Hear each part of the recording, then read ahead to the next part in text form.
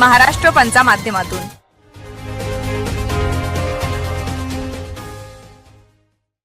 नमस्कार, महाराष्ट्र पंच न्यूज मध्ये आपलं स्वागत आहे। मी नाजिम सिद्दीकी। पाहूया शहरातील ताज्या घडामोडी।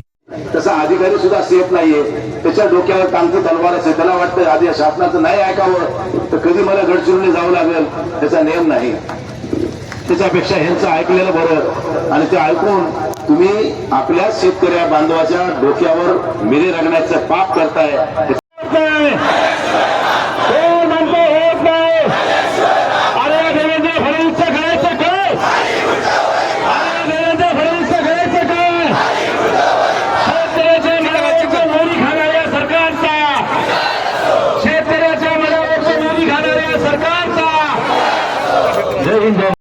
अधिकारी ठेवा, तुम्ही काय आकाशातून टपकल नाही, तुम्ही काय एखाद्या पुढाऱ्याच्या पोटी जन्माला आला नाही, तुम्ही सुद्धा एखाद्या सामान्य शेतकऱ्याच्या परिवारातून ह्या पदापर्यंत पोहोचलात, याचं जरा भान ठेवा आणि ह्या शेतकऱ्याला वेठी धरण्याचं काम करू नका।